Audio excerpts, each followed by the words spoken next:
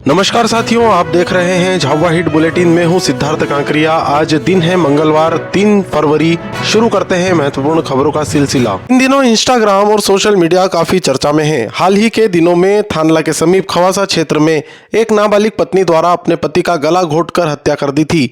हत्या इस बात के लिए की गई थी कि मृतक पति अपनी पत्नी को इंस्टाग्राम पर रील नहीं बनाने दे रहा था। ताजा मामला थानला के अंबेडकर कॉलोनी और चर्च गली में सोमवार की रात का है, जहां सोशल मीडिया और इंस्टाग्राम पर कमेंट करने की बात को लेकर दो पक्षों के बीच जमकर मारपीट हो गई। मारपीट के बाद दोनों पक्ष थानला थाने में आए।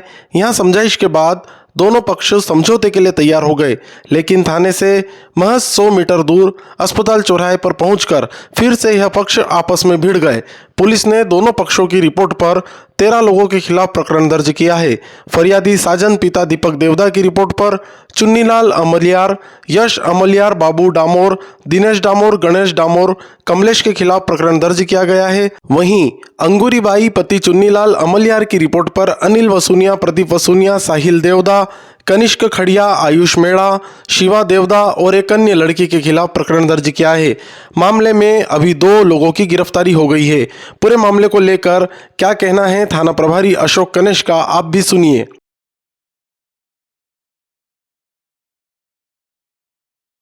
दो पक्ष जो है, एक चर्च गली का पक्ष और एक मोरझिरी के 2 पक्ष थे। दोनों में कुछ बच्चों का जो है विवाद हुआ था इंस्टाग्राम सोशल मीडिया को लेकर के। किसी कमेंट की बात को लेकर के इनका विवाद हुआ था। ये विवाद को लेकर के थाने पे आए थे। थाने पे आने के बाद में इन दोनों ही पक्षों ने समझौता करना चाहा। समझौता करने के लिए बाहर निकले और ऐसे में बाहर जा कर के ये वापस से लड़ लिए अस्पताल चौराहे पे। इसमें बच्चों के साथ साथ जो उनके जो घर के बड़े लोग थे वो भी इन्वॉल्व हो गए। इन दोनों ही पक्षों के द्वारा जो है एक दूसरे के साथ में मारपीट की गई। इस संपूर्ण जो घटनाक्रम में हमने दोनों पक्षों की तरफ से एफआईआर बलवे और मारपीट की धाराओं में कायम कर ली है और गिरफ्तारियां भी शुरू कर दी हैं। आपको बता दें कि मामले की शुरुआत नाबालिगों के बीच हुए विवाद से हुई थी। धीरे धीरे मामला बढ़ता गया और इस विवाद में वयस्क और नाबालिगों के अभिभावक भी शामिल हो गए। इसके बाद मामले ने तूल पकड़ लिया। इसे लेकर आम नागरिकों से क्या अपील की है थाना प्रभारी ने, आप भी सुनिए। ये देखिए, ये बच्चों के झगड़ों में इनके परिजनों का, इनके बड़े लोगों का जो है इन्वॉल्वमेंट नहीं होना चाहिए। उनको समझाने की तरफ थोड़ा सा ध्यान देना चाहिए। ये इस प्रकार की मूर्खतापूर्ण बातें कि बच्चों के साथ में बच्चे ही बन जाना और इस प्रकार की घटना हो जाना, ये बिल्कुल भी सही नहीं है। अब ऐसे में जो है काफ़ी नुकसान हो सकता है। स्वयं के शरीर का नुकसान हो सकता है, संपत्तियों का नुकसान हो सकता है। और जैसा कि आप देख ही रहे हैं, दोनों ही पक्षों के विरुद्ध एफआईआर भी कायम हो गई है। यदि ये दोनों पक्ष जो है समझाने की भूमिका में होते, इनके परिजन समझाने की भूमिका में होते, तो इस प्रकार की घटना ये बन ही नहीं पाती। तो मेरा नागरिकों से यही अपील है कि आप लोग अपने बच्चों, जो नासमझ बच्चे हैं, अगर वो कोई गलती करते हैं तो अपनी भूमिका थोड़ा समझाने में रखें, ना कि उनके साथ में विवादों में शामिल हो जाएं। गत दिनों थानला में तेजाजी जन्मोत्सव उत्साह के साथ मनाया गया। यह महोत्सव तेजाजी मंदिर सेवा न्यास थानला के तत्वाधान में मनाया गया।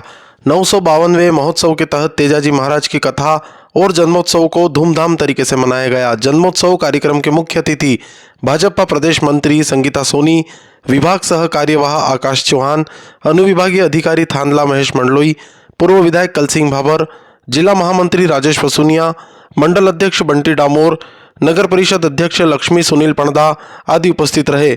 सफल कार्यक्रम के बाद न्यास द्वारा सभी श्रद्धालुओं का आभार व्यक्त किया गया। कलेक्टर नेहा मीना द्वारा मंगलवार को जिला मुख्यालय पर जन सुनवाई का आयोजन किया गया। जन सुनवाई के दौरान जिले के विभिन्न ग्रामों और तहसीलों से आए नागरिकों द्वारा अपनी अपनी समस्याएं, शिकायतें एवं मांगे कलेक्टर के सामने प्रस्तुत की गई। जन सुनवाई में विभिन्न विभागों से संबंधित कुल 57 आवेदन प्राप्त हुए। जन सुनवाई के दौरान वन भूमि पर अवैध अतिक्रमण एवं वन विभाग द्वारा कार्रवाई नहीं किए जाने, स्वीकृत कपिलधारा योजना की शेष राशि का भुगतान नहीं होने, ग्राम पंचायत में पदस्थ रोजगार सहायक की कार्यप्रणाली से संबंधित शिकायत, आर्थिक लेन देन से जुड़ा विवाद, दिव्यांग प्रमाण पत्र निर्माण, भूमि पर स्थापित टावर के लिए किराए से संबंधित विवाद, सामलाती भूमि पर अनाधिकृत निर्माण जैसे विषयों के आवेदन प्राप्त हुए। कलेक्टर द्वारा सभी प्रकरणों को गंभीरता से लेते हुए संबंधित विभाग अधिकारियों को तथ्यों की जांच कर नियत समय सीमा में निराकरण करने के निर्देश दिए गए। थांदला में संत रविदास जी की जयंती उत्साह के साथ मनाई गई। इस अवसर पर नगर में स्थित श्री राम जानकी मंदिर से समाजजनों द्वारा शोभा यात्रा निकाली गई। शोभा यात्रा में संत शिरोमणि गुरुदास रविदास महाराज के चित्र को आकर्षक तरीके से सजाकर रथ पर विराजित किया गया था। शोभा यात्रा में बड़ी संख्या में समाजजन शामिल हुए। शोभा यात्रा का नगर में जगह जगह स्वागत किया गया। शोभा यात्रा नगर के विभिन्न मार्गों से होती हुई वापस भगवान श्री राम जानकी मंदिर पर पहुंची। शोभा यात्रा में शामिल महिलाओं द्वारा जगह जगह गरबा रास किया गया।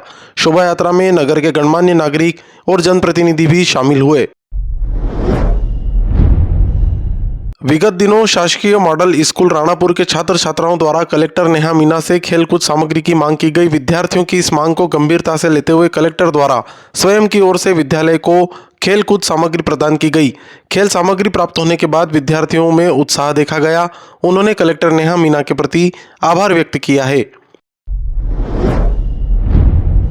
थांदला वन विभाग द्वारा अवैध रूप से खेर प्रजाति की गीली लकड़ी को ले जाते हुए एक पिकअप वाहन को पकड़ा है। विभाग द्वारा यह कार्रवाई मुखबिर की सूचना पर की गई। वाहन में कुल 137 नग 1.305 घन मीटर खेर की गीली लकड़ी पाई गई, जिसकी अनुमानित कीमत लगभग 70,000 रुपये है। कार्रवाई के दौरान वाहन चालक वाहन छोड़कर फरार हो गया। रेलवे विभाग और स्थानीय प्रशासन के बीच तालमेल नहीं बैठने का ताजा मामला सामने आया है। गत दिनों रेलवे विभाग द्वारा बामनिया के रेलवे फाटक पर सुधार कार्य के चलते फाटक बंद होने की सूचना दी गई थी। सूचना पर स्थानीय प्रशासन द्वारा अस्थायी रूप से वैकल्पिक मार्ग बनाया गया, लेकिन यह वैकल्पिक मार्ग मात्र खानापूर्ति साबित हो रहा है। वैकल्पिक मार्ग पर आए दिन वाहन फंस रहे हैं।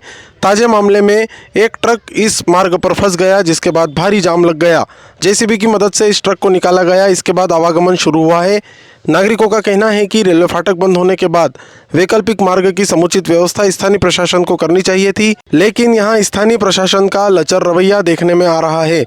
आपको बता दें कि यह रेलवे फाटक 2 फरवरी से 8 फरवरी तक बंद रहेगी। झाबुआ हिट देखने और सुनने के लिए धन्यवाद। लगातार ताजा जानकारी और अपडेट के लिए बने रहिए झाबुआ हिट के साथ। नमस्कार।